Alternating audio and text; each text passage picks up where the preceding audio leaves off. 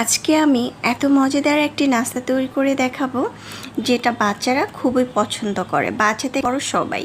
এবং বাসায় মেহমান আসলে ঝটপট এটা তৈরি করে সামনে দিতে পারবেন, বিকেলবেলাও খেতে পারবেন। হ্যালো ফ্রেন্ডস, আসসালামু আলাইকুম। প্রথমে একটি পাতিলের মধ্যে আমি চিনি নিয়েছি প্রায় 2 টেবিল চামচের মতো। চুলার আঁচ মিডিয়াম করে রেখে দিলেই কিন্তু চিনিটা গলে গিয়ে ক্যারামেল তৈরি হয়ে যায়। তারপরে একটা বাটির মধ্যে নিয়েছি 3টি ডিম। এটা কিন্তু অনেক বড় বড় ডিম ছিল, না হলে আমি 4টে ডিম নিতাম। তারপর আমি চিনি দিয়ে দিলাম 1 কাপের মতো। চিনিটা স্বাদ অনুযায়ী দিবেন, চিনিটা একটু বেশি দিয়েছি, আপনারা চাইলে আধা কাপ দিলেও চলবে যারা মিষ্টি কম পছন্দ করেন। দিয়ে দিলাম ভ্যানিলা এসেন্স, ডিমের ফ্লেভারটা আর আসবে না ভ্যানিলা এসেন্স দিলে। আর সামান্য একটু লবণ অ্যাড করতে পারেন, তাহলে মিষ্টিটা পারফেক্ট হবে। এখন আমি অনবরত নেড়েচেড়ে ডিম চিনি একসাথে মিক্স করে নিব।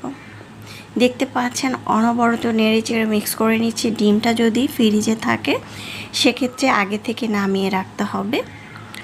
তারপরে অনবরত নেড়েচেড়ে এটা মিক্স করে নিয়েছি। চিনিটা কিন্তু গলে গিয়েছে, ডিমের সাথে মিক্স হয়ে গিয়েছে দেখতে পাচ্ছেন। এখন জাল করা দুধ আমি 1 কাপের মতো দিয়ে দিচ্ছি। হাফ কাপ দুধ জাল করতে করতে প্রায় 250 গ্রামের মতো হয়ে গিয়েছে। এ পর্যায়ে অনবরত নেড়েচেড়ে মিক্স করে নিচ্ছি। নেড়েচেড়ে মিক্স করে কিন্তু আমি খুব ভালো করে দুধ ডিম একসাথে মিক্স করে নিলাম। খুব ভালো করে ডিম দুধ মিক্স হয়ে গিয়েছে। এই পর্যায়ে একটি ছাঁকনির সাহায্যে খুব ভালো করে ছেঁকে নেব। ছেঁকে দিলে কিন্তু নাস্তাটি খুব ভালো করে সেট হয়, আর অনেকটা কিন্তু দানা দানা অংশ থাকে।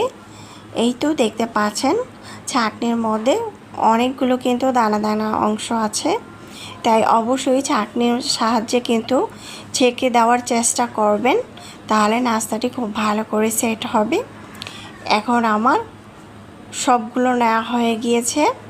এ পর্যায়ে চুলায় আগে থেকে একটি প্যান বসিয়ে প্যানের মধ্যে 1 কাপ পানি দিয়ে তারপরে একটি স্ট্যান্ড বসিয়ে দিয়েছি। চুলার আঁচ প্রথমে বাড়িয়ে দিব, তারপরে চুলার আঁচটা কমিয়ে দিব। এটা 10 থেকে 15 মিনিটের মধ্যেই কিন্তু হয়ে যাবে। আপনারা চাইলে হাই হিটেও এটা রান্না করতে পারেন। এই তো খুব ভালো করে কিন্তু নাস্তাটি সেট হয়ে গিয়েছে। বাসায় মেহমান আসলেও কিন্তু ঝটপট এই নাস্তাটি তৈরি করে নিতে পারেন। মেহমানদের সামনে দিলে মেহমানরা তো খুবই প্রশংসা করবে। খেতে দারুণ মজা হয়েছিল। রেসিপি ভালো লাগলে চ্যানেল সাবস্ক্রাইব করে লাইক দিয়ে পাশে থাকবেন। দর্শক বেশি বেশি ভালো থাকবেন, খাবার কখনো অপচয় করবেন না। আমরা পুষ্টিকর খাবার তৈরি করে বাচ্চাদেরকে দিতে পারি, বাচ্চারা চেটেপুটে খেয়ে নেবে এবং সুস্থ থাকবে। আল্লাহ হাফেজ।